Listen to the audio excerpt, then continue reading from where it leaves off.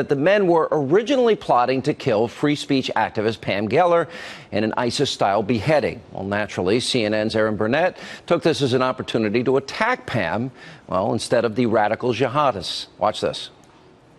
The Southern Poverty Law Center, as you're well aware, has described your group, the American Freedom Defense Initiative, as what they say, quote, is an active anti-Muslim group. They track hate groups in this country. They describe you as, quote, the anti-Muslim movement's most visible and flamboyant figurehead.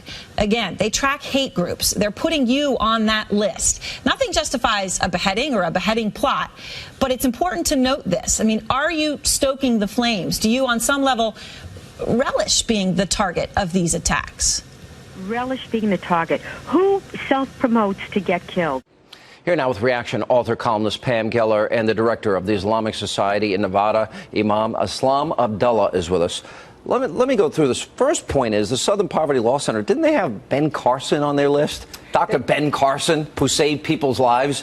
The Southern Poverty Law Center is a smear machine. I don't know who on the left designated them. Are there radical Islamic groups on there? No, no radical Islamic groups. Okay, But so they're a left-wing group. Vets and Ben Carson, okay? And the Family Research Council. Yes, who they tried to kill. And you know that one of their members killed 3 Muslims in a parking dispute in North Carolina. Do you want to respond, relish being a target of a beheading? This guy, Rahim, in Boston, with 2 other people, apparently put in writing that they wanted to get you and behead you. This is projection. Somehow Erin Burnett covets beheading. I can't imagine why anyone would self-promote to get themselves killed. Yeah. If you're into self-promotion, trust me, Sean, you don't go into counter-jihad work because you're smeared, libeled, defamed, and your name is destroyed. In Muslim countries, they kill you for blasphemy. In the West, they kill your name. They kill your good name. They assassinate your character. That is what we're seeing. Imam, why does this keep coming up? The reaction by some in your faith to cartoons. Why does this keep coming up? Why can't... Salam. Yes, hi. Salam, Hannity, and everyone there. Shalom. And I pray that both of you stay safe. And I pray that the one who gives and takes life protects both of you. Why does this keep happening, though, in the name of your religion?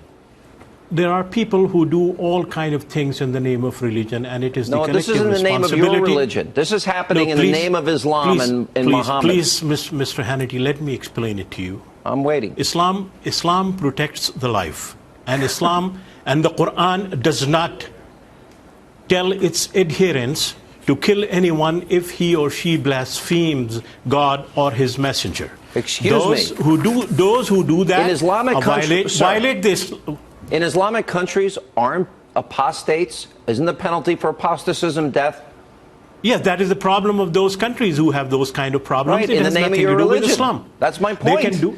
They can do whatever they want to do in the name of religion, and it is the responsibility of people like me and people who believe in the true Islam to stand up and say, and that's what we have been saying, that the blasphemy is not punishable by death. Pam? They're saying the apostasy is not punishable by death. And this is not something that we've been saying. One thing at a time. Quran 2191, 489, and 953. Slay the non-believers wherever you find them.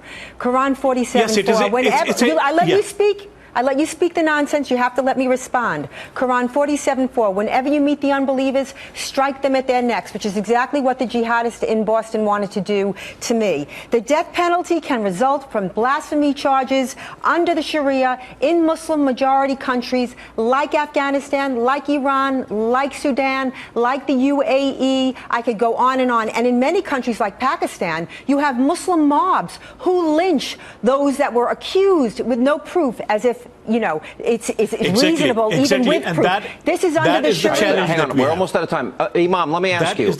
Yes. She quoted the Quran. Wait a minute. She quoted the Quran to you. Yes. Yes. Very specific quotes. Don't you interpret that as being violent? No. Let me explain to you. Islam recognizes Second Amendment. That we must understand.